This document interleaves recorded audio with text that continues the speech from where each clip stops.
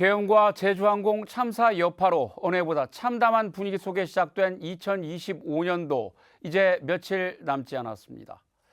온 국민이 가슴 졸이며 지켜본 탄핵 재판, 이어 진행된 6월 대선과 새 정부 출범까지 세계의 눈과 귀가 대한민국에 집중됐고 전북에서도 많은 일이 있었던 한 해였습니다. 이번 주 시사토크에서는 2025년 손해 주요 현안의 성과와 과제에 대해 이야기를 나눠보겠습니다. 화면 왼쪽부터 윤준병 더불어민주당 전북자치도당 위원장, 이창엽 참여자치 전북시민연대 사무처장, 그리고 이경재 전북애양운동본부 기획처장과 함께합니다. 네, 어서 오십시오. 네, 반갑습니다. 반갑습니다. 네, 올해는 헌정사 최초라는 단어를 아주 자주 들을 수 있었던 한 해였습니다. 헌정사상 최초로 현직 대통령이 체포됐고 구속됐고 또 기소까지 되는 과정을 모든 국민들이 거의 생중계 상태로 다 함께 지켜봤는데요. 윤준병 위원장님, 정치인으로서 돌아본 2025년 어떤 한 해였는지요? 일단 국민들에게 우려와 상심을 안겨드리면서 또 새로운 정부, 또 새로운 변화 이런 걸 꿈꿨던 그런 한 해였다고 생각합니다. 이제 정치인의 입장에서 보면 그래도 국회가 헌정 질서 속에서 내란을 제대로 규율해내고 내란을 종식시킬 수 있는 국회 역할을 했고 그 역할을 하는데 한 구성원으로서 이렇게 참여했기 때문에 그런 측면에서는 뭐 자긍심을 좀 느낄 수 있었다 이렇게 생각이 되고요. 또 한편으로는 국민 여러분들께서 실제 앞장서서 내란을 종식시키고 극복해낼 수 있고 새로운 정부를 제대로 탄생시켜 주신 점에 대해서 진심으로 고맙고 감사하다 이런 생각을 합니다. 금년 한 해 이렇게 총평을 한다면 국민들이 헌정 질서를 제대로 지킬 수 있는 힘을 가지고 있고 또 힘을 보여주었던 한 해다. 그래서 소위 세계적으로 감탄하는 K민주주의를 제대로 보여주었던 그런 한 해였다 이런 생각을 합니다. 저는 자랑스러운 위대한 국민의 저력을 보여준 한 해다 이렇게 저는 평가합니다. 네, 네. 처음으로 이제 6월에 또 대선을 치르기도 했습니다. 그런데 이제 결과를 놓고 보면 이재명 후보가 지금 대통령이 되셨는데 범진보 계열의 득표율과 범보수 계열의 득표율을 놓고 비교를 해보면 1%포인트 차이가 채 나지 않습니다. 이제 불법 계엄 또 내란 파문까지 일어난 이후에 벌어진 대선이라는 점을 감안하면 그 표 차이가 굉장히 적지 않은가 그런 생각이 좀 드는데 이창엽 시장님 어떻게 봐야 할까요? 보수는 부패로 망하고 진보는 분열로 망한다. 네. 라는 말이 있었는데요. 그런데 최근 선거를 보면 보수와 진보를 가리지 않고 분열로 선거는 패배하게 돼 있다라는 걸 보여주고 있는 것 같습니다. 특히 2025년 대선이 내란을 극복하고 대한민국이 민주공화국이다라는 정체성을 지키기 위한 선거임에도 범진보 진영 득표율이 50%를 살짝 상회하는 정도였습니다. 보수 쪽에 표를 던져왔던 표심들이 여간에서는 진보 후보를 잘 선택하지 않는다. 그것이 매우 힘들다라는 것들이고요. 또 평소 여론조사와 관계없이 별도로 표심은 또 존재하는 것 아니냐 이제 그런 생각이 좀 들었습니다. 선거 기간 여론조사마저도 정확하게 결과로 이렇게 나서지 않고 물론 이제 일정 정도 참고할 만한 수준 정도이긴 하나 그렇지는 않다라는 걸 이번 대선이 보여줬고 범진보 지정에서는 역시 후보 단일화가 매우 중요하다. 그런데 보수 쪽에도 이 문제가 매우 중요한 것 같습니다.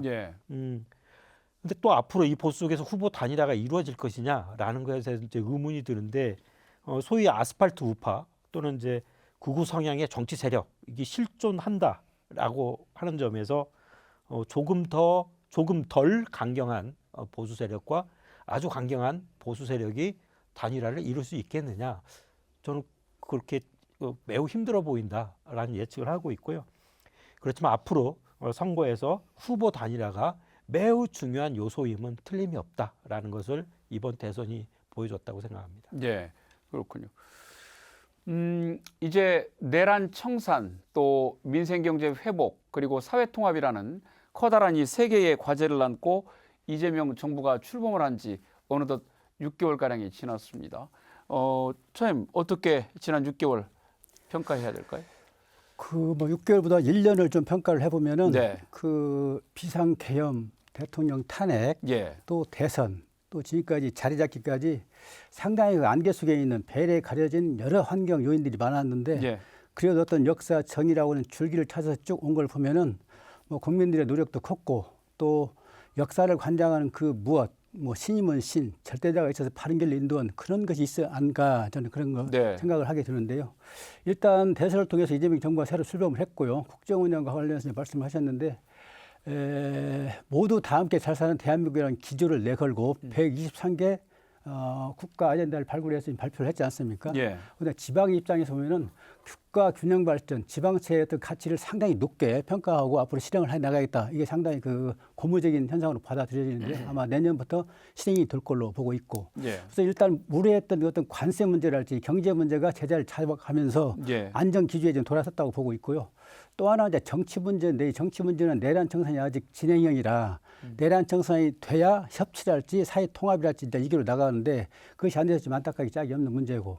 저 이제 눈에 띄는 대목은 국정 보고회의와 타운홀 미팅. 저는 이걸 이제 두 개를 들고 싶은데 예. 국정 보고회의를 통해서 그 과정을 다 공개를 했지 않습니까? 그래서 국민 눈높이에서 정책이랄지 또는 각 부처가 실행하는 여러 가지 현안들을 들여다보게 하고 또 대통령이 갖고 있는 철학이랄지 가치를 또 같이 고민하는 그 모습을 보여줌으로써 신뢰를 쌓게 하는 어떤 큰 효과를 걷다고 보고 있고요. 예. 타운홀 미팅도 마찬가지인데 각 지역을 순회하면서 국민의 소리를 듣는 그 형식이야말로 앞으로 이제 이 민주주의의 어떤 실행력 측면에서 계속 해야 될 그런 문제고 우리 자치단체, 광역자치단체도 이걸 한번 도입을 해보면 어떨까 그런 생각이 들 정도로 저는 상당히 높게 평가를 하고 있습니다. 그래서 이런 내용과 형식을 조화를 통해서 여러 가지 가치를 높게 평가받고 있는 상황인데 네. 내용 없는 형식은 뭐 공허하고 형식 없는 내용은 맹목이라고 그러지 않습니까? 예. 칸트가 한 얘기인데 내용과 형식을 잘 조화시킴으로써 어떤 그 국민의 눈높이랄지 대통령의 철학이랄지 또 국민들이 공감대를 형성할 수 있는 이 여러 가지 목적을 달성하는 그런 초기 단계라고 저는 보고 있습니다. 다만 이제 우리 지방 입장에서는 균형 발전의 어떤 철학을 실행을 어떻게 시킬 것인지 예. 그런 문제는 뭐 정부도 노력을 해야 되겠지만 우리 자치단체가 내발적 역량을 통해서 긴밀히 좀 대응을 해 나가지 않나 이런 과제가 앞에 있다고 봅니다. 예. 알겠습니다.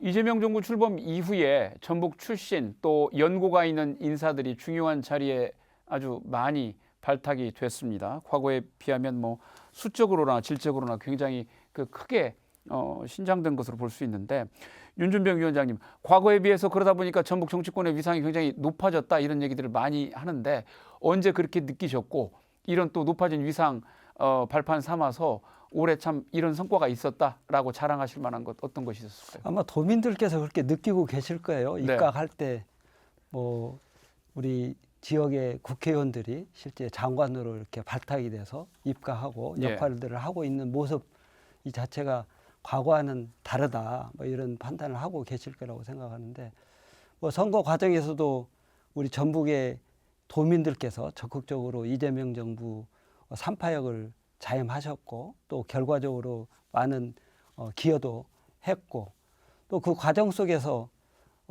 우리 이재명 대통령이 후보 시절에 전북의 삼중 소외에 대해서 아픔도 이해하시고 삼중 소외를 해소하겠다 이렇게 다짐도 한 만큼 예. 그런 내용이 잘 구현되는 그런 이재명 정부가 될 거다 이런 기대도 가지고 있습니다. 금년에 보면 뭐 예산 편성 과정에서 우리 10조 원 시대도 열렸고 또 새만금과 관련된 여러 가지 우려도 있었습니다만 새만금에 해당되는 SOC와 관련된 예산들이 제대로 반영됐고 특히 새만금 뭐 공항과 관련된 내용도 소송 관계에서 여러 가지 걱정을 했지만 예산 제대로 반영을 해서 예. 차질 없이 진행될 수 있도록 이렇게 또 저희들이 챙겼고 또 거기에 피지컬 AI와 관련된 새로운 산업도 이렇게 전북에 입지할 수 있는 계기를 이렇게 만드는 만큼 뭐 여러 가지 여건들이 도민들의 기대에 부응하고 있다 이렇게 생각합니다. 특히 국토 균형 발전 차원에서 진행되고 있는 5국 3특 그중에 예. 3특 중에 전북이 포함돼서 특별한 배려를 하겠다는 정부의 의지가 구현된 만큼 그런 내용들을 잘 저희들이 앞으로도 챙겨서 지금 이재명 정부 하에서 저희들이 추구하고자 하는 전북의 새로운 변화와 발전을 잘 엮어내는 그런 역할들을 해내야 된다 이렇게 생각하고 있습니다. 그렇군요. 이제 그 전북 정치권의 영향이나 위상이 얼마나 달라졌느냐를 평가를 할 때 이제 아까 앞서도 잠깐 언급이 됐습니다만 예를 들면 120여 개 이제 국정 그 현안 과제에 지역의 현안이나 이해가 얼마나 많이 반영되었는지로도 또 판단을 해볼 수 있을 것 같은데요. 이경규 차장님, 도민들이 기대한 만큼 좀 반영이 됐다고 평가를 할 수 있을까요? 어떻습니까?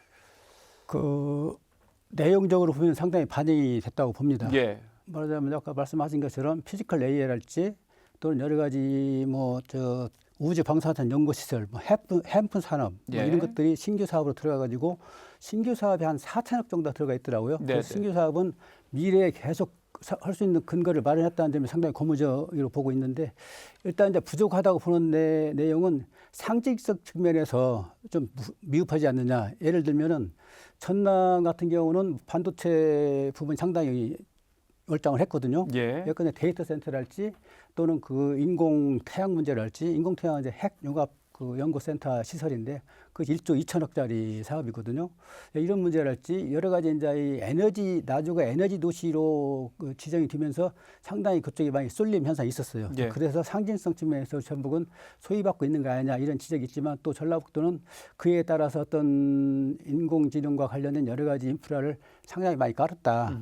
그래서 작년보다도 인공 그런 AI와 관련된 미래 첨단 이것이 1조 4천억 조가 지금 투자가 된다 이렇게 예. 이제 발표가 그랬는데 하여튼 뭐 저는 성과가 있었다고 일단은 긍정적으로 봅니다. 다만 우리 전라북도는 특자도지 않습니까? 예. 특자도가 세 군데가 있는데 제주도는 이제 동등 비교가 안 되니까 강원도하고 좀 비교해 볼 때 국가예산 확보 면에서 우리 전라북도는 10조 834억 원을 확보를 해가지고 10조 원 시대를 열었어요. 근데 강원도도 10조 2,600억을 또 얻었더라고요. 근데 이제 문제는 우리 전라북도는 한병도 삼선 의원이 애결 위원장을 했습니다. 근데 강원도는 애결이 소위 한 명이 없어요, 국회의원이. 아. 그리고 강원도 도시장 김진태 다 아시는 좀 국힘 의원이 국힘 출신이란 말이죠. 근데 그런데도 10조 2,600억을 확보를 했고 우리 전북은 10조 834억 원밖에 안 된다. 네. 이런 질적인 비교를 해볼 때 이게 뭐가 좀 내세울 게 뭐가 있느냐 이런 이제 비판도 있고 그러는데 일단은 신규 사업을 많이 확보한 측면에서 긍정적이고 또 하나는 새만금 저주간 고속도로가 4천억 정도가 완공이 되면서 빠진 거예요. 예. 그런 것도 감안하면은 뭐 실망할 건 아니지만 내용적인 측면에서 앞으로 정치권이 부당히 좀 챙기고 내가 이 문제를 바라봐야 하지 않느냐 이런 숙제를 던져주는 상황 아닌가 이렇게 평가를 합니다. 알겠습니다.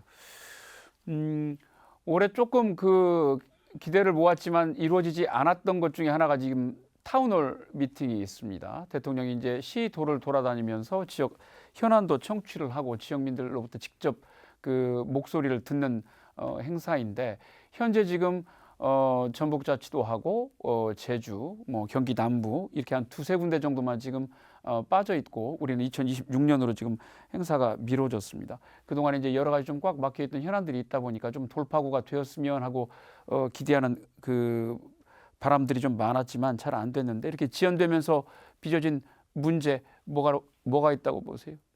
일단 이제 우리 전북 도민들은 타운홀 미팅 과정을 보면서 지역 발전 방향의 갈래가 타지고 확정이 되고 네. 또 필요한 부분에 대한 지원이 약속되는 걸 보면서 기대가 매우 높았습니다. 가령 전주 완주 통합이랄지 그다음에 전주 하계올림픽 유치 그리고 전력 신민지를 우려하는 호남 충청권 등 그런 송전탑 건설 반대 의견이 많은 지역에서 에너지 지산지소, 에너지 3단 새만금 유치 이런 기대들이 있었는데 이런 타운홀 미팅이 미뤄지면서 산적한 지역 현안들이 뒤로 밀릴 수밖에 없는 상황. 이제 그런 것들이 매우 이제 실망스러울 텐데요. 전라북도가 이 시급성을 좀 제대로 알리지 않은 거 아니냐? 타운홀 미팅에 대한 시급성 그리고 상대적으로 대통령실의 연락이 좀 수월한 우리 국회의원을 비롯한 전북 정치권도 제대로 역할을 다하지 못한 거 아니냐라는 이제 분석이 대부분이고요. 근데 한편에 이제 전북 현안들에 대한 입장이 명확하게 정리되어 있지 않은 것도 우리 전북 쪽의 큰 문제이긴 합니다. 당장 타운홀 미팅이 진행된다 하더라도 전주 안주 통합이 실제로 가능한가? 또 새만금 개발은 어떠한 방향에서 어떻게 지원이 돼야 되는가? 그다음에 전주 올림픽과 관련해서는 어떠한 절차를 어떻게 진행하고 결국에 유치가 가능한가? 이런 선명한 계획이 아직은 이렇게 밝혀지지 않은 상황입니다. 그렇지만 중앙정부가 전북에서 현안이 정지되지 않았으니까 소극적 태도를 보이고 있거든요. 그래서는 예. 되지 않는다고 보고요. 오히려 우리 전북 정치권이 중앙정부가 이 문제를 해결하는 과정에서 전북 특별자치도에만 미룰 것이 아니라 팔을 걷어붙이고 그 문제 해결을 위한 구체적인 전략과 방법에 대해서 머리를 맞대줄 것까지 강력하게 요구해야 되는 거 아니냐, 저는 그렇게 생각합니다. 알겠습니다. 이재명 정부 출범 이후에 이제 그 전북 도민들이 지역 발전에 대한 그 호기가 왔다고 해서 굉장히 큰 기대를 가진 것이 사실입니다. 그런데 올해 지금 하반기에 여러 가지 이제 대형 국가 사업들 또 이런 것들이 무산이 되면서 불만도 좀 많이 있었던 것 같고, 인공태양 그 연구단지 유치 문제 같은 경우는 우리한테 어떤 명분이나 실질적인 과거 사업의 연역으로 놓고 봐도 명분이 충분히 있었음에도 불구하고 이제 최종적으로 또 전남 나주로 가다 보니까 그런 불만이 꽤 더 커졌던 것 같습니다. 위원장님, 인공태양 문제는 뭐 우리 도당 차원에서도 그 여러 의원님들이 정부에 이제 항의도 하시고 그랬는데, 이 문제 정부의 여러 가지 그 미래 산업들이 광주 전남에 집중되고 있는 것 아닌가 하는 그런 여론에 대해서 어떤 생각 가지고 계신지요? 뭐 도민들께서 느끼고 계신 내용, 뭐 정치권도 같은 인식을 하고 있고요. 뭐 말씀하신 인공태양 연구단지 뭐 문제와 관련해서 전북이 내용상으로 보면 특히 토지를 무상양해할 네. 수 있는 여건이라든지 뭐 이런 내용이 위에 있는데 왜 저쪽으로 갔느냐, 뭐 이런 이제 지적도 있고, 또 저희들이 그런 지적들을 전달하고 보고받은 내용으로는 나주는 뭐 100만 제곱미터를 제공하겠다고 했고 우리는 60만 제곱미터에서 그런 부지 면적의 뭐 제약 때문에 차이 때문에 뭐 그런 부분도 작용했다, 이런 평가 내용이 저희들한테 제공이 됐는데, 그렇다 하더라도 도민들이 느끼고 계시는 상식적인 수준이 제대로 반영이 안 된 내용을 보면 저희들이 볼 때 평가위원회를 뭐 앞세우면서 사실상 이게 합리적이지 않은 결정이 수반된 거 아니냐 하는 예. 의혹을 충분히 제기할 수 있다, 이렇게 생각합니다. 그래서 그런 내용들에 대해서도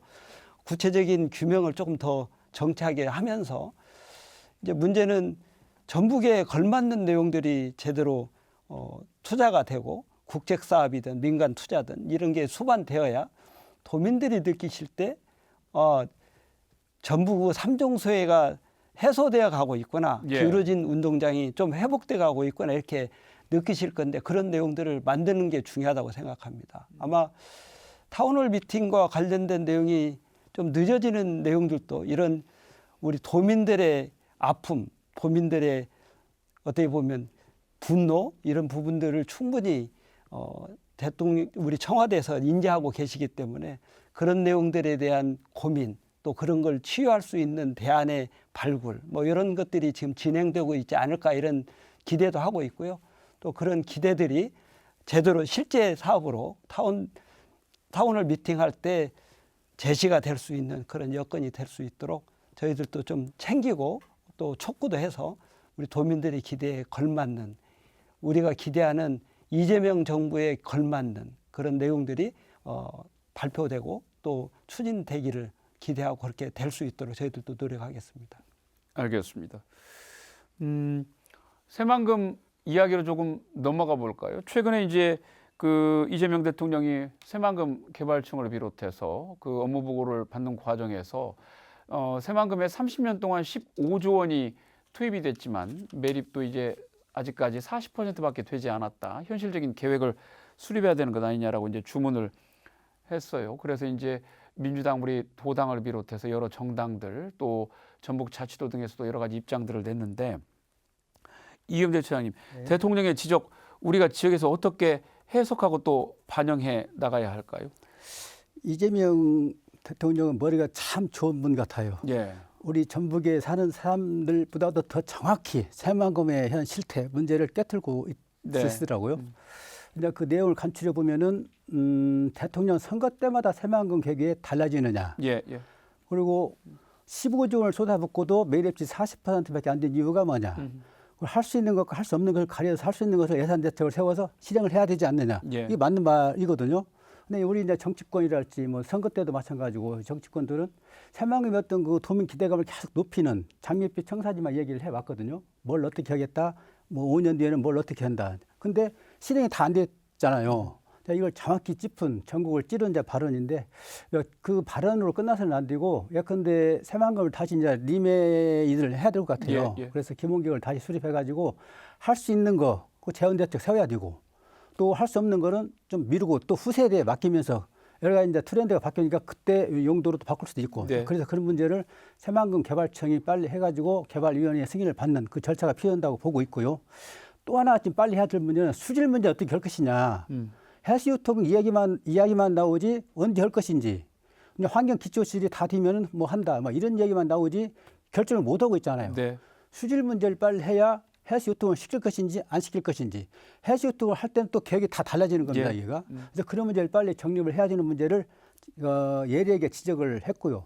또 하나 문제는 왜 호남에는 오픈 카지노가 없느냐.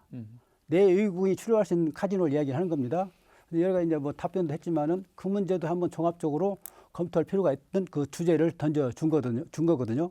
그 새만금이 발전하려면은 다른 여러 이제 계획들이 있지만은 사실은 복합 카지노가 들어와야 돼요. 네. 그리고 비행장이 있으면서 비행장에서 3시간 거리에 인구가 지금 한 30억 인구가 살고 있거든요. 예. 그 30억 인구를 겨냥한 관광 또는 뭐 여러 가지 회의 뭐 이런 여러 가지 이제 이런 것 정주 여건 갖춰가지고 수비부는 그런 프로젝트를 수행을 해야 새만금이 재개대에 올라서는데 이런 것들이 안 되니까 지금 뭐 인프라도 아직 안 깔린 상태라고요.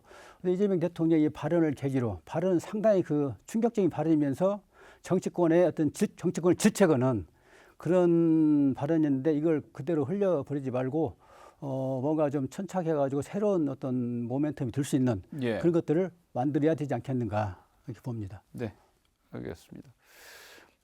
그런가 하면 올해는 또 새만금 그 국제공항의 그 기본계획 취소 판결이 나면서 상당히 떠들썩하게 또 다들 그 논란 한 해기도 했습니다.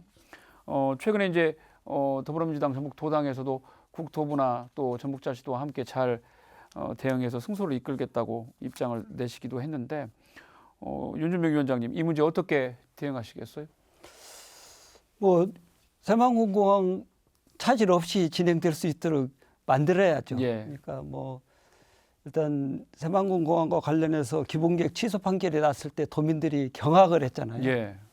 그러니까 이제 지나놓고 보면 지금 이제 제출하고 있는 일종의 항소 이유서라든지 예. 또는 가처분 신청서의 답변서 내용이라든지 이런 내용을 보면 뭐 사실은 기본 계획 취소가 되지 않도록 사전에 조금 더 노력했더라면 하는 아쉬움이 예, 있어요. 예. 그 내용을 보면. 그러나 이제 그건 지나간 내용이고 현재라도 그런 내용을 정치하게 만들어서 공항과 관련된 내용도 정리를 명확하게 해야 된다. 네. 다행스러운 것은 뭐 그 내용이 가처분 내용이 인용되려고 그러면 조기에 결정을 하는데 인용이 안 되고 있고 항소 지금 심판이 제기되고 있는 내용으로 봐서는 그 예전에 우리가 놀랬던 내용이 조금 더 완화될 수 있는 가능성이 높아지고 있다 이런 생각이 들고요.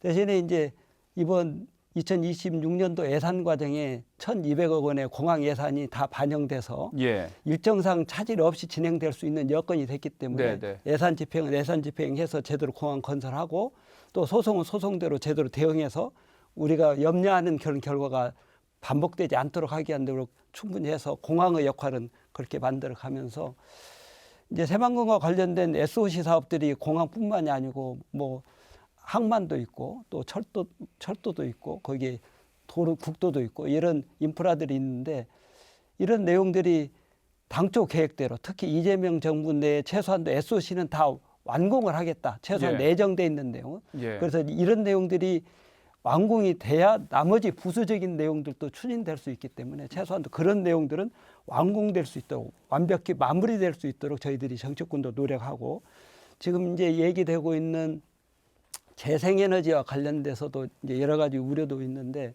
특히 뭐 40%밖에 매립 안 됐는데 그 중에 이제 필요한 것은 산업용지인데 예. 뭐 농생명 용지가 지금 대부분 매립돼 있는 상태잖아요. 그래서 그 농생명 용지를 산업 용지로 바꾸거나 아니면 농생명 용지를 현재라도 빨리 활용이 가능하도록 쓰는 방법. 네. 그래서 오전에 저도 우리 도당에서 이제 간담회를 했는데 그걸 농생명 용지를 영능형 태양광으로 빨리 조속해서 소득과 연계될 수 있고 재생에너지를 생산할 수 있도록 만들면 거기에 3기가와트의 출력이 가능하다. 네. 뭐 이런 내용들을 좀 종합적으로 검토해서 실질적으로 우리 이재명 대통령 말씀하신 것처럼 실질적으로 작동이 되는 이재명 정부 내 작동이 될 수 있는 가시적인 성과가 날 수 있는 그런 사업들 이런 것들을 마무리 지을 수 있도록 이렇게 준비하고 그런 노력을 배가해 나가야 된다 이렇게 생각하고 그런 방향으로 저희들도 추진해 나가겠습니다. 네, 알겠습니다. 올해 지역에서 그 가장 크고 또 반가웠던 뉴스 가운데 하나는 하계올림픽 국내 후보도시 유치 경쟁에서 전북이 이제 서울을 꺾고 승리했던 것을 꼽지 않을 수가 없습니다. 이경재 차장님, 뭐 네. 다윗과 골리앗의 싸움이다. 누구도 뭐 기대를 안 했던 결과다. 뭐 이런 그 평가들이 여러 가지 나왔는데 정작 그 이후에는 또 정부 차원에서는 정권이 바뀌고 했습니다만 관련된 후속 계획이나 전략 이런 것들은 지금 아직 구체화되는 움직임은 보이지 않고 있습니다. 어떻게 네. 보세요? 그렇습니다. 그 전라북도가 서울시를 이긴 거는 저비용 그리고 비수도권 연대 네, 그리고 국가 균형 발전 이 세 가지 철학을 가지고 내세워서 이제 이겼는데 그래서 이제 역대급 성과라고 보지 않습니까? 예, 근데 이제 후속타가 이제 진행이 돼야 되는데 전북만 달아올랐지 전국적으로는 그냥 밋밋한 거예요. 그래서 이게 뭐냐? 그래서 이제 코번트리 뭐 그 IOC 위원장도 와서 이재명 대통령을 만나고 이재명 대통령도 우리나라에서 예. 올림픽이 열리는 걸 좀 보고 싶다 뭐 예, 전달했고 또 이제 현재 남아 있는 단계는 올 상반기 중에 정부 승인이 떨어져야 됩니다. 예. 그래서 문체부하고 기획재정부 두 군데에서 떨어져야 되고 그 사업계획서를 전라북도가 제출해야 돼요.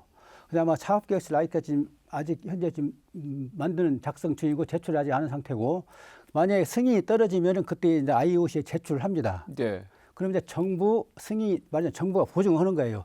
그때 이제 국가적인 아젠다로 채택이 돼가지고 범정부적인 유치위원회가 구성이 돼요. 예, 그때부터 이제 뭐 기업인이랄지 정치권이랄지 세계적으로 유명한 뭐 문화예술인이랄지 이제 망라가 돼가지고 활동을 하기 때문에 아직은 이제 시간적인 여유가 있다고 봐요. 예, 그래서 전라북도 같은 경우는 일단 내적 역량을 총동원해가지고 좀 응징력을 발휘하는 이제 그 과정이 필요하고 있고요. 또 전라북도는 현재 그 디테일하게 그 사업계획서를 만들고 있고 부처하고 기재부하고 문체부가 이제 그 긴밀히 왔다 갔다 하기 때문에 그 대목은 뭐 전문적인 영역이야 우리가 이제 말할 수 없지만은 네, 잘 듣고 보고 있고요. 그래서 우선 기다리는 단계가 좀 돼 있고 다만 이제 도민들 정서는 서울에서 8경기를 하고 또 광주에서 하고 대구에서 하고 전북은 뭐 부안에서 요트 경기 정도 하고 뭐냐 이게 전주 올림픽이냐 이제 이런 자괴감이 좀 있긴 해요. 그래서 이제 그에 대한 어떤 반박이랄지 개폐식 하면 개취지 아니냐 이제 이런 얘기도 나오고 그러는데 뭔가 그 대목을 좀 채우는 그런 노력들이 좀 있어야 되지 않을까. 네, 말만 전주올림픽이지 국제국적을 행사한다 서울서 해버리고 광주에서 오고 대구에서 하고 이렇게 하는 것이 무슨 의미가 있겠느냐. 더구나 또 한 가지는 자치단체 재원 부담을 40%로 지금 돼 있거든요. 예, 근데 얼마가 나올지 뭐 추계를 아직은 안 돼 있는 모양인데 40%라고 나면 상당히 큰 재정 부담일 거예요. 예. 이런 부분을 어떻게 감당을 할지 아니면은 40% 부담을 뭔가 좀 줄일 수 있는 방안은 없는지 이제 그런 것들은 우리 윤준병 도당 위원장께서도 좀 관심을 가지고 그런 어려운 부분을 좀 이렇게 뚫고 나갈 수 있는 제도적인 문제랄지 또는 입법 문제랄지 해서 이제는 부족한 부분을 채우고 네, 먼 목표를 향해서 도민 응접력을 그 살려나가는 그런 과정이 있는 것이 아닌가 이렇게 봅니다. 예. 이찬임 차장님 어떻게 보셨어요? 방금 뭐 저 이경재 차장님 말씀해 주셨습니다만은 코번트리 면담 이후에 이제 대통령이 대한민국에서 이제 오른 길을 봤으면 좋겠다 이런 발언을 하면서 조금 분위기가 달라지는 것 아니냐 이런 그런 분위기도 있는데. 예. 네. 이제 그런데 도민들 느낌에는 관심 정도, 예. 지지 정도 표현 아니냐. 음흠. 그러니까 경주 에이펙 정상회의 같은 경우는 철저히 준비하라라고 네, 지시와 그 주문이 있었거든요. 예. 근데 그 표현의 강도가 차이가 있습니다. 그리고 이제 이 사안이 또 국정과제에 포함도 안 돼 있고 이제 그런 점에서 이제 도민들이 좀 걱정을 많이 하고 있는데요. 그런데도 전주올림픽 유치는 이재명 대통령이 후보 시절에 공약으로 채택된 사업입니다. 네. 그래서 확실한 실행에는 제가 그 의심하지 않습니다. 다만 그때 그렇게 강조했잖아요. 삼중의 소외와 차별을 받고 있는 전북의 현실에 대해서 깊이 공감하고 이해한다. 그렇기 때문에 이재명 대통령이 전주올림픽 유치가 현재 과정을 진행 중이지만 일정 정도 궤도에 올라오면 적극적으로 이 문제를 해결하기 위해서 나설 것이다라는 것에는 믿어 의심치 않습니다. 다만 그 과정이 지지부진하다. 그리고 아까 우리 이경재 기획처장님 말씀대로 40% 가지고 무슨 전주올림픽이냐 그런 것 있거든요. 그런데 이런 것들을 해결하기 위해서 전북 정치권이 움직여야 되는데 우리 윤준명 위원장님 계시지만 우리 전북 지역 의원들은 전남의 의원들에 비해서 국회의원 선수가 부족한 것도 아니고 개인적 정치적 역량이 부족한 것도 아닌데 늘 이렇게 뭔가 조금 그들에게 지는 듯한 이렇게 느낌을 우린 갖고 있었거든요. 그래서 저는 이제 그 가장 큰 원인이 모두가 각계약진하고 개인적 성과를 내는 거에 치중하고 있는 거 아니냐. 그래서 진짜 원팀이 필요하다. 다른 것에 대해서도 원팀으로 활약해야 되지만 전주올림픽 특히 중앙정부의 노력과 도움이 절실한 이런 사안에 대해서는 정치권이 원팀으로 움직여서 그들을 강제할 필요가 있다. 그런 정도의 정치력은 갖고 있는 거 아니냐. 저는 그렇게 생각하고 있고요. 이제 우리 도민들은 경주 에이펙 개최가 뭔가 새로운 전개를 마련한 그것을 우리가 실제로 확인했잖아요. 그래서 전주올림픽 유치가 뭐 여러 가지 올림픽과 관련된 것도 있지만 저는 전국 교통망이 확장되고 있지만 아직은 서울 중심이라서 우리 전라북도는 그 교통 오지에 계속 머물고 있거든요. 근데 이 올림픽을 계기로 그 SOC를 보강하면서 격자형으로 대한민국의 교통망이 새롭게 짜여지고 결국 우리 전주를 중심으로 그 교통망이 다시 재편될 수 있으면 우리가 갖고 있었던 어떤 차별을 해소하는데 아주 중요한 기반을 만드는 거다. 그런 점에 저는 희망을 갖고 있습니다. 이 자리에서 우리 윤준명 위원장님 격려하고 싶습니다. 제가 한 말씀 그러시죠. 드리겠습니다. 이 올림픽과 관련된 내용은 우리 도민들 기대가 크십니다. 그렇지만 또 엄연한 현실은 우리끼리 해서 우리가 좋은 것만 선택한다고 해서 국제적인 경쟁력이 있냐? 이 문제는 또 다른 문제다. 그러니까 하려고 그러면 카타르도 노력하고 있고 국제적으로 경쟁력이 있도록 하고 IC가 요구하고 있는 내용을 충족시키면서 나름대로 의미가 있는 국제 행사로 이렇게 가다듬어져야 우리나라에서 유치가 가능하고 우리나라에서 행사를 해야 그 국제 행사에 효과가 있는 것인 만큼 그런 준비를 제대로 해내야 되고 그런 측면에서 우리 전북도도 그런 요건들을 제대로 갖추고 있는지를 평가하고 그런 내용이 제대로 진행될 수 있도록 우리도 뒷받침도 해줄 수 있는 여유와 그런 이해도 필요하다 이런 생각을 하고요. 그런 측면에서 보면 최근에 이제 뭐 서울이 참여하고 서울의 육상 경기장도 이렇게 활용할 수 있도록 되어 있어서 IOC가 요구했던 그런 요건들에 충족할 수 있는 그런 내용들이 많이 가다듬어져 가고 있다.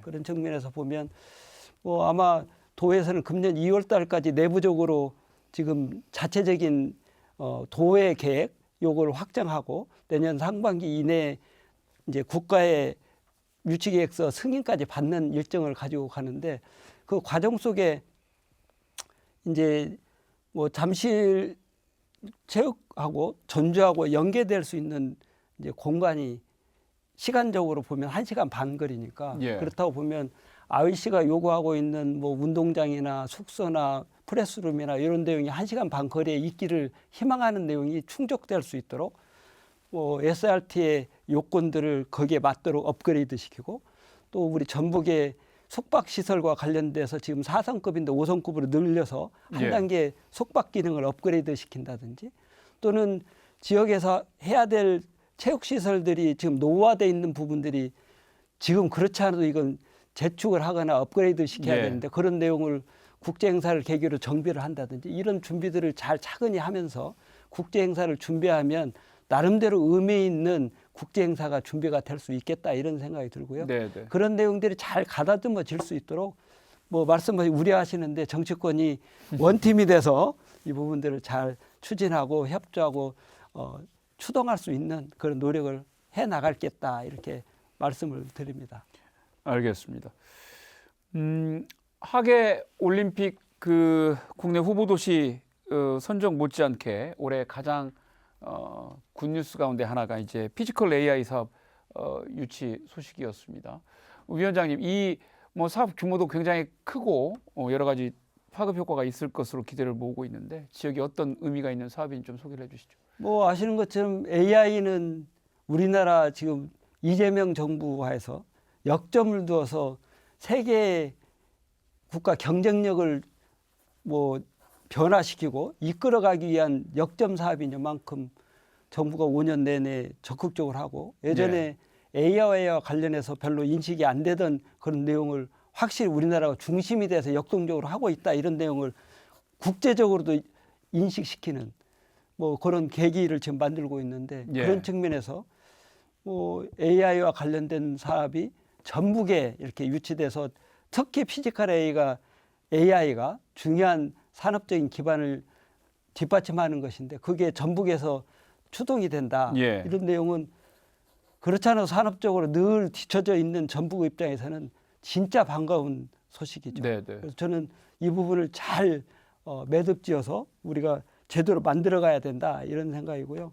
이 피지컬 AI가 지금 한 1조 사업인데 전체적으로 하면 발전될 가능성이 많고 특히 예. 거기에는 분야별로 이제 뭐 로봇이라든지 자율주행이라든지 드론이라든지 여러 가지 영역이 있으니까 예. 그 영역들을 전북에 잘 산업적으로 배치하면서 AI가 전북에서 잘 추동하면 그동안에 갈증을 느꼈던 우리 산업의 후진성 뭐 이런 내용을 극복할 수 있는 좋은 계기가 될 거라고 기대하고요. 또 거기다 이제 내년도 예산할 때 햄프 산업 예. 뭐 요 내용도 유치했고 또 뭐 우리가 우주 방사선 영향 평가용 사이클로트론 네. 뭐 연구시설 구축 요 내용도 지금은 초기는 미미하지만 발전시키면 무궁하게 발전할 수 있는 내용이고 그 자체 사업으로도 큰 규모여서 네. 이런 사업들을 이제 내년에 잘 정리하고 이후에 따라올 수 있는 사업까지 잘 발전시켜 나가면 우리 전북이 그동안 소외됐던 산업 이쪽을 새로운 영역에서 문호를 여는 좋은 계기가 되지 않을까 이런 기대를 합니다. 예. 알겠습니다. 다만 지금 올해 그 피지컬 AI 예산이 당초에 요구했던 1,400억 수준에서는 조금 적게 반영이 됐습니다. 한 766억 이게 뭐 절반 정도 된 것 같은데 별 문제는 없을까요? 네, 피지컬 AI라 그 말씀하신 것처럼 1조 원 규모의 이제 네. 사업인데 우리 전라북도가 요구한 거는 1,400을 요구해서 760억대 이제 확보가 됐는데 도청 쪽 이야기 들어보니까 뭐 문제는 없다고 그럽니다. 예. 그리고 이제 생태계 조성하는 것이 앞으로 과제인데 다 아시는 것처럼 피지컬 AI라고 하는 거는 인공지능이 실제 물리적인 세계에서 작동하는 기술, 네. 실제로 이 기계가 판단하고 행동하는 기술이거든요. 이것이 빨리 올 거라고 보는 게 이제 전문가들 시각이고, 예. 그래서 이제 로봇이랄지, 뭐 자율주행이랄지, 스마트 제조업이랄지, 스마트 제조업은 뭐 스스로 판단하는 어떤 공장입니다. 이제 그런 것들이 빨리 올 걸로 보고 있고, 그래서 전라북도가 이제 첫 발을 내디딘 만큼 생태계 조성에 이제 유연을 넓혀야 되는데 예. 그 부분이 앞으로 힘을 쏟아야 될 부분이고 예산도 더 많이 확보해가지고 예. 끌어들이는 그런 관련 기업들이 많이 들어와야 됩니다. 네, 네. 이 문제를 앞으로 해야 되는 문제고 우선 일단 700억대 예산 가지고는 뭐 충분하다 이렇게 보고 네. 있고 더 많으면 좋겠지만 그래서 앞으로 1조 원 시장을 빨리 이렇게 효율적으로 효과적으로 끌어나가는 추동시켜 예. 나가는 그런 역량이 뭐 정치권이 갖고 있다고 봐야죠. 알겠습니다. 올해 지방 의회에서도 여러 가지 그 잡음이 좀 있었던 한 해이기도 했습니다. 우리 전북만의 문제는 아니고 전국적인 이슈가 됐던 사안 중에 하나가 이제 지방 의원들의 해외 연수 문제였죠. 경찰이 이제 수사 단계까지 이제 진행이 되어서 여러 가지 이제 처벌 단계까지 지금 진행이 되고 있는데 이창엽 차장님, 올해 드러난 문제 핵심은 무엇이고 뭐 이 해외 연수 문제는 사실 끝없이 지금 되풀이되고 있는 문제잖아요. 어떻게 개선하는 것이 근본적인 해법일까요? 일단 그 해법을 찾기에 앞서서 네. 그 지방의회가 그 어김없이 늘 실망감을 줬는데 예. 올해도 이제 뭐 변함없이 준 거고요. 근데 의회가 시작되면서 내란 국면이었어요. 근데 전국에 산불이 번져가지고 굉장히 위험한 시기였는데 전주시 의회 행정위원회 소속 7명이 설악산으로 연수를 갔습니다. 예. 근데 결과를 보니까 뭐 케이블카 탑승 또 근처 또 케이블카 또 탑승 뭐 이런 식으로 해서 이게 과연 연수냐 외유냐 그래서 비판을 받고 현재 이제 징계까지 받았는데 그런 과정이에요. 그러니까 시민들은 이게 의원들의 연수냐 외유지 그래서 예산을 지원하지 말아야 된다라는 여론이 높습니다. 예. 이제 그런 가운데 아까 말씀하신 것처럼 해외 연수 비용을 부풀려서 항공료를 부풀려서 자신의 자부담 비용을 그걸로 대체하는 그것은 시민 세금을 착복하는 거하고 다름이 없는 행위거든요. 이제 그런 것들을 버젓이 했다는 거고 그 수사 과정에서도 의회 소속 말단 공무원 네. 몇 사람만 그 입건이 되고 핵심 당사자라고 할 수 있는 지방 의원들 아예 수사 대상에서 제외됐습니다. 그래서 더 그 유권자들의 화를 이제 돋우었는데요. 또 있습니다. 전주시의회 전모 의원 같은 경우에 전주시 자영업자와 소상공인을 위해서 배정한 1억 800만 원 정도의 예산 중에 7천만 원을 본인 또는 자신의 가족이 운영하는 그 미용실에 지원을 받게 되고 결국 나머지 35% 가지고 나머지 전주시 자영업자들이 나누어서 지원을 받게 되는 그런 불상사가 있었습니다. 그리고 얼마 전에 바로 전주시 의회에서는 행정사무감사 끝나자마자 행정사무감사 잘하는 의원들을 뽑았어요. 근데 예.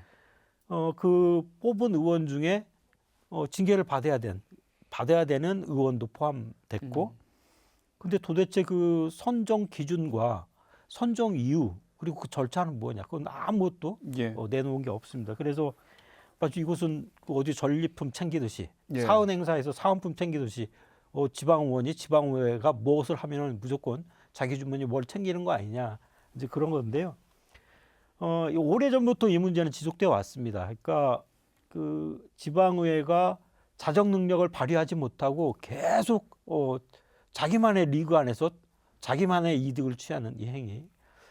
계속 저희들은 윤리를 강화시키고 그 다음에 외부 윤리 자문위까지 도입을 촉구해서 결국 그렇게 했는데도 불구하고 결과적으로 솜방망이 처벌이나 제 식구 감싸기로 위하무야 진행되는 예. 것을 보고 정말로 사람들이 바뀌지 않으면 쉽지 않겠다. 그래서 이제 내년에 새롭게 출발하는 지방의회는 좀 더 새로운 인물들이 의회에 들어가서 이런 비도덕 행위에 대한 문제를 일소하고 예. 그야말로 유권자들이 바라는 시민들이 바라는 정책에 올인할 수 있는 분위기를 좀 만들어야 되는 거 아니냐. 이것은 지방의회에서만 맡길 게 아니라 특히 이제 우리 전라북도는 민주당이 거의 그 정치를 독점하고 있기 예. 때문에 민주당도 이 문제도 좀 더 심각하게 이해하고 이 문제를 어떻게 막아낼 것인가 대책도 함께 강구해 주기를 부탁드립니다. 그 강구하는 가운데 대책을 강구하는 과정에서 저희 시민사회도 얼마든지 협조할 생각을 갖고 있습니다.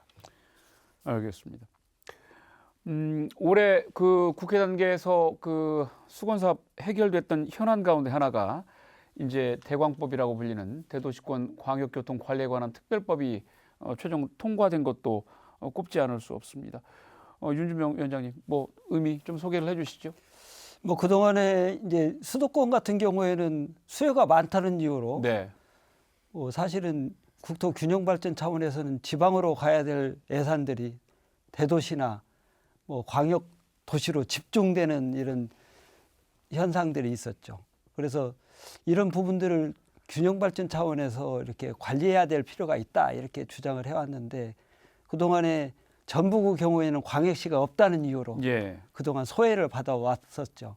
근데 정치권 노력해서 대관법이 개정되고 우리 전주도 도청 소재지인 만큼 대관법의 범위 내에 들어갈 수 있도록 이렇게 개정이 돼서 이제 우리 대관법과 관련된 광역교통 시행계획이 지금 이제 수립되고 있는데 그 과정 내에 이제 내년도에 우리가 우리 새만금부터 전주까지 뭐 철도를 넣는 이런 사업을 포함해서 한 1,000억 원 정도의 국비가 투입될 수, 1,000억 원 이상의 국비가 투입될 수 있는 그런 내용들이 이제 가다듬어졌습니다. 그런 측면에서 보면 예전에 도비로 이렇게 운영하거나 또는 다른 절차를 통해서 SOC 인프라를 구축해야 되는데 이제 광역교통과 관련된 내용은 전주를 중심으로 하는 광역교통은 국비가 지원될 수 있는 여건도 만들고 실제 국비가 투입되고 있기 때문에 예전보다는 소외받았던 내용이 완화되거나 또는 지역 발전에 기여할 수 있는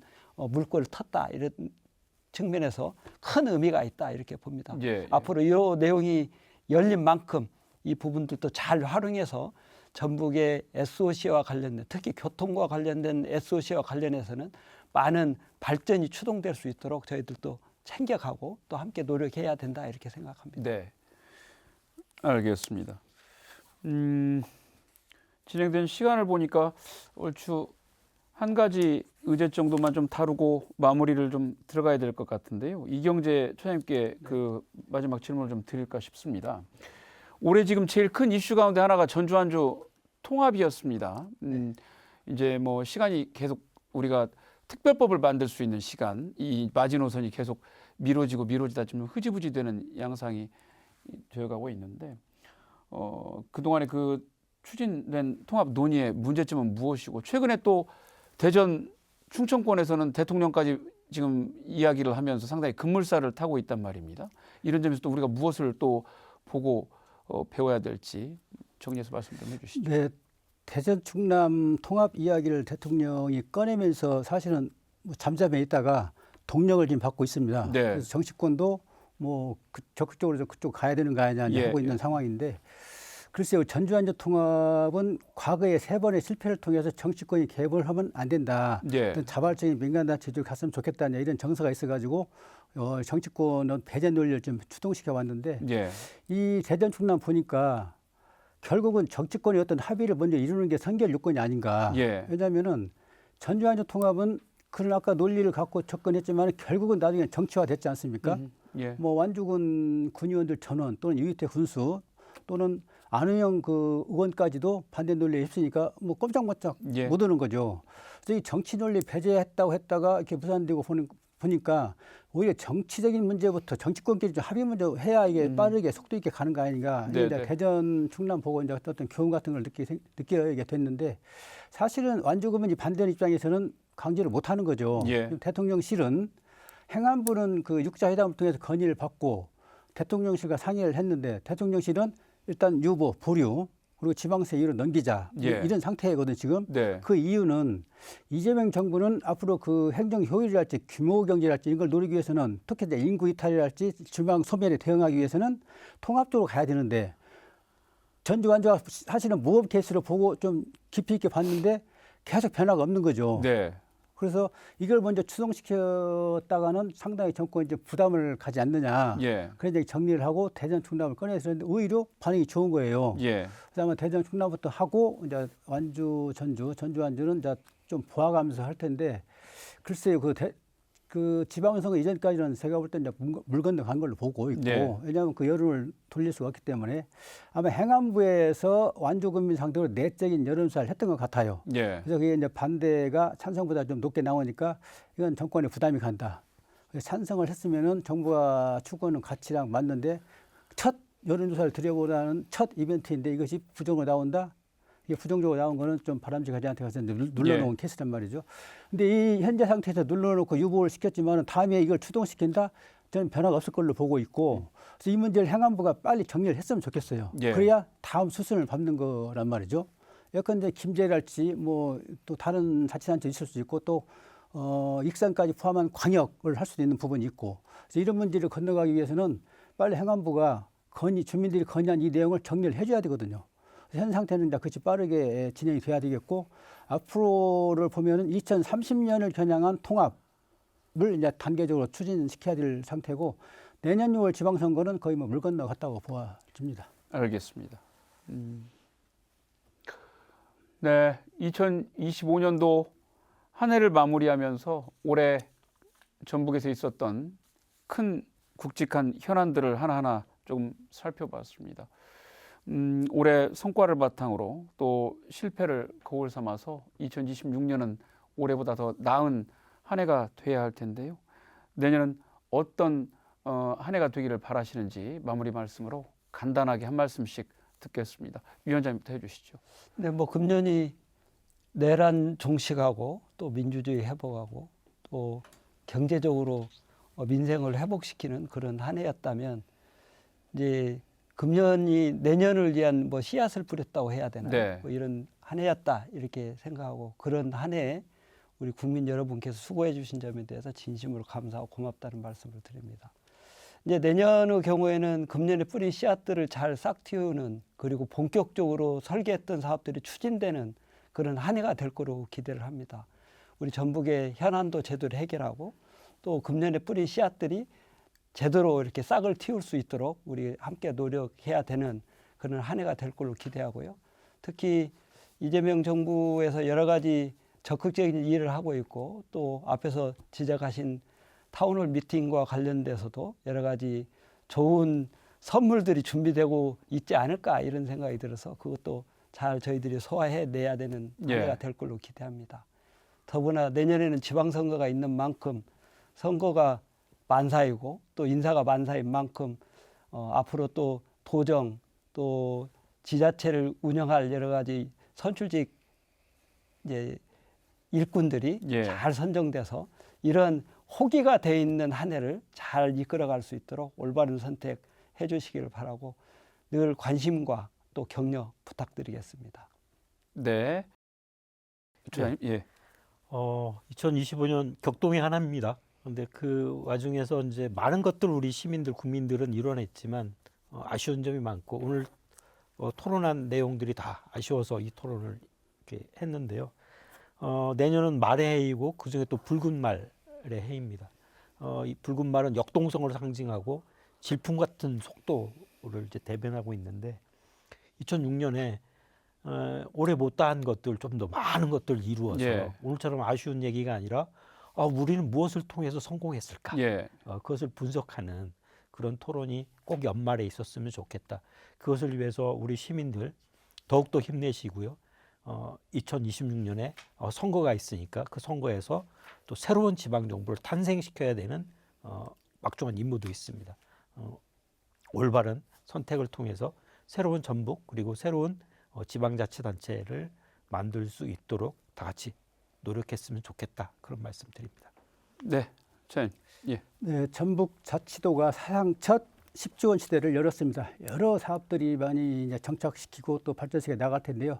이런 사업들이 차질 없이 진행이 되고, 특히 또 미래 첨단 산업과 관련된 사업들을 추동시켜서 계속 확장해 나갈 수 있기를 바라고요. 또 하나는 정청래 민주당 대표는 호남 발전 투기를 만들었습니다. 그래서 호남이 민주주의를 위해서 희생을 했고, 그렇다고 한다면 국가가 이제는 답을 해야 될 차례다. 그래서 호남이 뭔가 이제 만들어내야 되고, 그런 문제를 잘 진척시켜 가지고 호남이 어떤 밖에서 볼 때처럼 낙후되고 좀 뒤처진 그런 것을 벗어날 수 있는 그런 첫 출발이 되기를 바라고 있고요. 또 그 연장선상에서 전라북도는 과연 무엇인가? 호남에서 전북의 이상은 뭐냐? 이 문제를 계속 지금 질문을 해왔잖아요. 또 전라북도는 그런 틀 속에서 뭐 곁불을 놔주는 호남에서 전북 이런 뒤처진 그런 이상이 됐으면 안 되겠고요. 우리 이제 전라북도의 정치권이 똘똘 뭉쳐가지고 그 호남이 응비할 때 전북도 같이 응비할 수 있는 그런 틀을 잡아 나갈 때 뭔가 좀 제자리에 쓰지 않을까. 내년은 상당히 좀 바쁠 것 같아요. 아리백 산도 늦춰야 되죠. 공공의 이전도 2차가 좀 진행이 됩니다. 여러 현안들이 막 나올 것 같은데, 이럴 때일수록 전북 정치권의 기대가 크고 그 역할을 정치권이 해야 되지 않느냐. 그래서 응집력 있는, 역동성 있는 정치 활동을 해 주시기를 당부드립니다. 네, 오늘 말씀 잘 들었습니다. 쉼없이 달려온 한 해 내내 성공과 실패 또 환호와 탄식이 교차했습니다. 이젠 한 해 끝자락에서 마음을 정리하고 새로운 한 해를 맞이해야 할 시간입니다. 2026년 새해는 붉은 말처럼 열정과 활력이 넘치는 역동적인 한 해가 되기를 기원합니다. 올해 함께해 주신 여러분들께 감사드립니다. 새해 다시 인사드리겠습니다.